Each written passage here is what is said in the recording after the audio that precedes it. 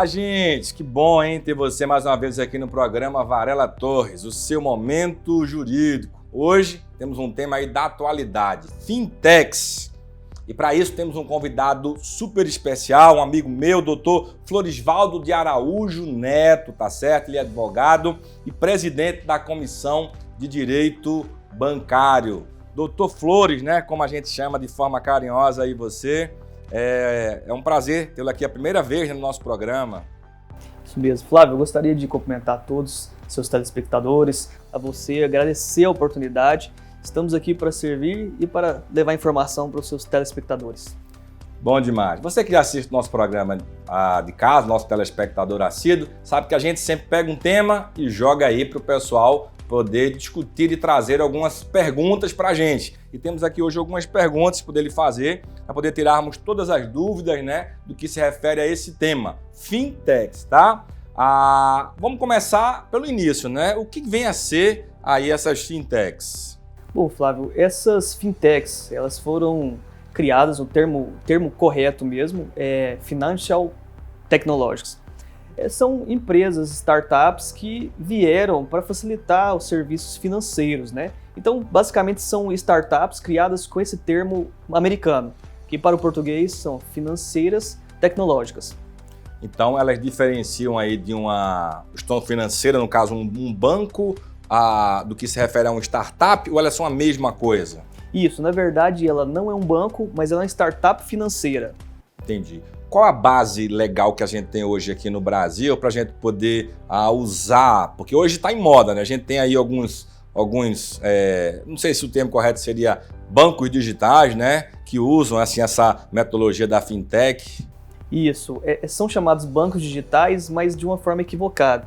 A natureza jurídica realmente são as fintechs, são startups, e hoje o Conselho Monetário Nacional é que regula elas, não é o Banco Central. O Banco Central anda paralelo, mas quem regula mesmo, quem permite o funcionamento delas é o Conselho Monetário Nacional.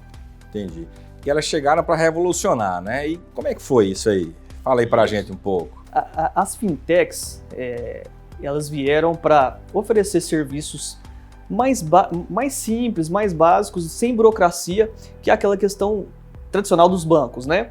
Então, oferecem hoje em dia cartão de crédito, saldo em conta para render rendimentos. Então, assim, é bem para simplificar mesmo os serviços dos bancos. E tem taxa? Como é que é? Tem algum diferencial? Porque, assim, banco hoje a gente sabe que, exemplo, cheque especial, juros altíssimos. Vai para anuidade, cartão de crédito também, né? Como é que é essa situação? Tem algo diferente? Isso, na verdade eles estão praticando os mesmos juros dos bancos, são a taxa média de mercado e o juro do cheque especial.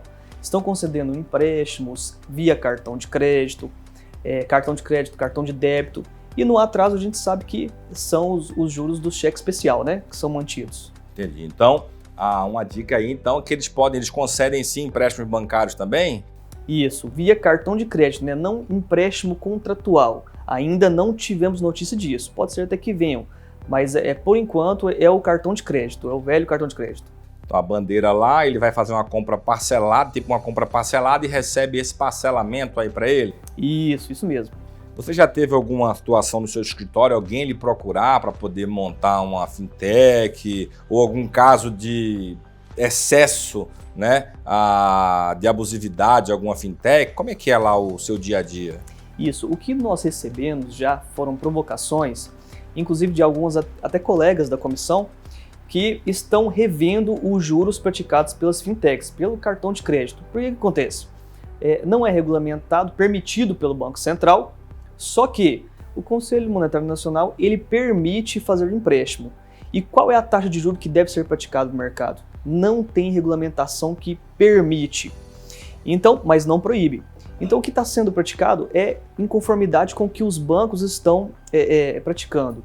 Exemplo até a fintech muito conhecida aqui, a Nubank, que pratica esses serviços, disponibiliza o crédito, o tomador pega o empréstimo via cartão de crédito, se não paga, incide taxa de cartão de crédito. Então você falou que eles podem em si cobrar juros. Sim. Porque eu lembro que os bancos de instituição financeira, eles apresentam, né, mensalmente os coeficientes de juros da pretensão deles. Aí tem aquelas questões de olhar média de juros e tudo mais via Banco Central. Fintech não tem nenhuma regulamentação a priori, eles não tem como a gente consultar previamente como é que está essa previsão, não teria isso? Não, inclusive é uma novidade, né, que está sendo enfrentado, a gente não pode nem falar de jurisprudência ainda, mas de precedentes que estão surgindo, que estão revisando e utilizando a lei de usura, que proíbe a questão de cobrança de juros e cheque especial. Tem decisões para todo quanto é lado, né? Mas assim, são prévias ainda, são decisões que não subiram aos tribunais, não se consolidaram ainda. Em relação à capitalização de juros, porque a gente sabe que a instituição financeira eles podem capitalizar. E a fintech? A fintech, ela pode, ela pode, não lhe foi proibida ainda. Então não tem nenhuma decisão proibindo. Isso, não. Então para eles está bom, né? Eles não têm uma regulamentação específica aí do banco, tem algo mais aberto aí para eles, mas muito parecido aí na prática, né? Tem uma pergunta aqui do nosso telespectador que fala o seguinte: qual a sua regulamentação e fiscalização aí dessas fintechs? Até 2018, o Conselho Monetário Nacional não permitia. De lá para cá, nós tivemos duas resoluções, a 4656 e a 4657, que permite o funcionamento dessas fintechs. O Banco Central ele tem visto com cuidado essas fintechs, mas basicamente são essas duas resoluções do Conselho Monetário Nacional que permitem a abertura e o funcionamento dessas fintechs.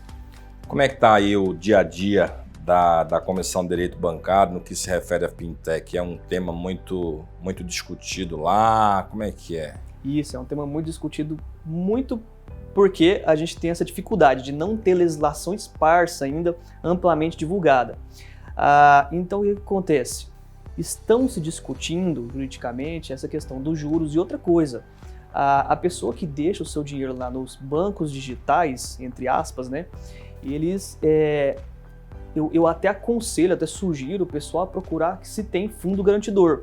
Porque, via de regra, as fintechs não têm fundo de garantidor, ou seja, o banco ele te empresta dinheiro ou você deixa seu dinheiro lá nos rendimentos, e ele tem uma garantia geralmente ali de até 150 até 250 mil se vier a falir, se acontecer alguma eventualidade. As fintechs não. Então isso é um fator muito importante para a segurança do dinheiro do consumidor que está lá. Essa fintech, a gente pode dizer que ela é segura ou não é segura? Eis aí a questão. Eis aí a questão. Eu sugiro que todo mundo que colocar um dinheiro na fintech, pesquise bem antes. Se for o caso, até procure um advogado especialista nessa área, se aconselhe e pesquise bastante, porque a gente sabe que uma fintech, assim como essas financeiras que às vezes surgem do dia para a noite, podem ir embora do dia para a noite. E aí qual é a garantia do consumidor? Até o momento, a gente tem grandes fintechs que têm patrimônio, que têm CNPJ estabelecido, mas tem outras que estão surgindo aí que ninguém sabe nem onde tem estabelecimento. Então, o importante é pesquisar e não confundir com banco digital, porque não é banco, é fintech. Entendi. A gente pode trazer, digamos, alguma vantagem para poder utilizar o serviço de uma fintech? Sim, as fintechs elas têm uma vantagem expressiva no decorrer de que você abre uma conta, hoje em dia, pelo smartphone, há todo o controle pelo smartphone.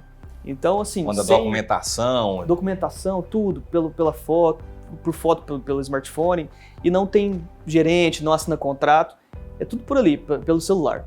Libera um crédito ali numa boa, tudo pelo celular. Com a simples declaração de renda exercida pelo consumidor.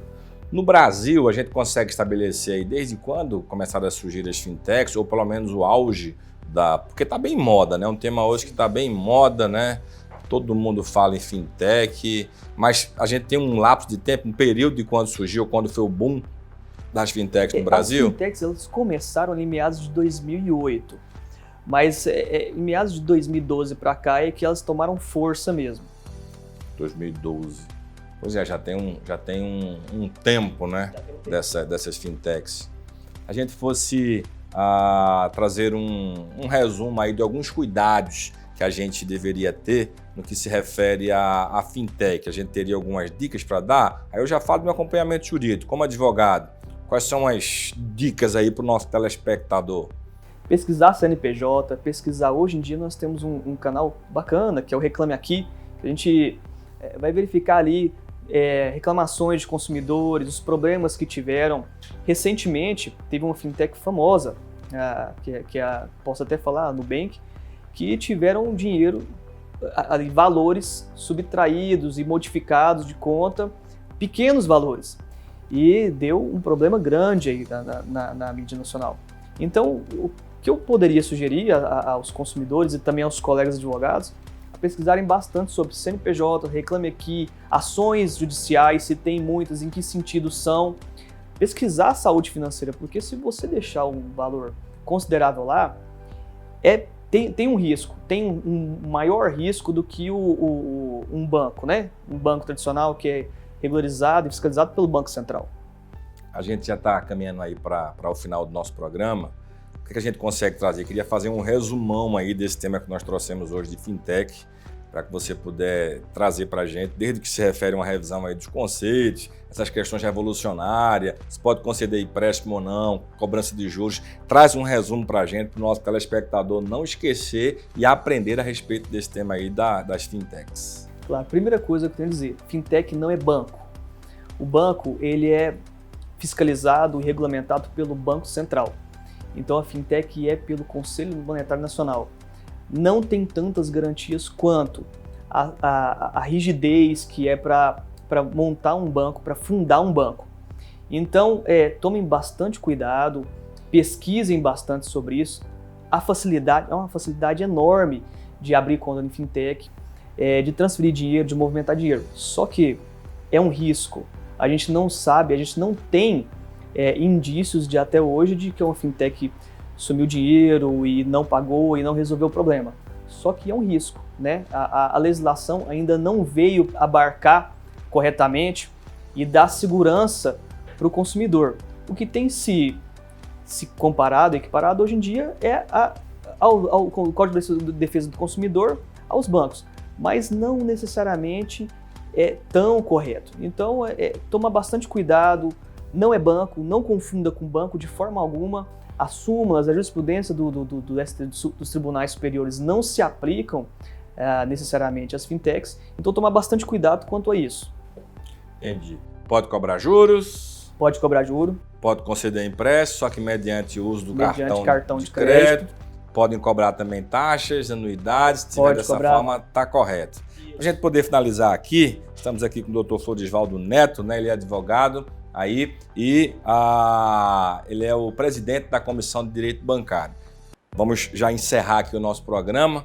Eu queria que você fizesse para a gente suas considerações aí finais a respeito desse tema e também nos fale rapidamente se existe algum trabalho, né, da Comissão de Direito Bancário do que se refere à fiscalização dessas fintechs aqui no estado do Goiás.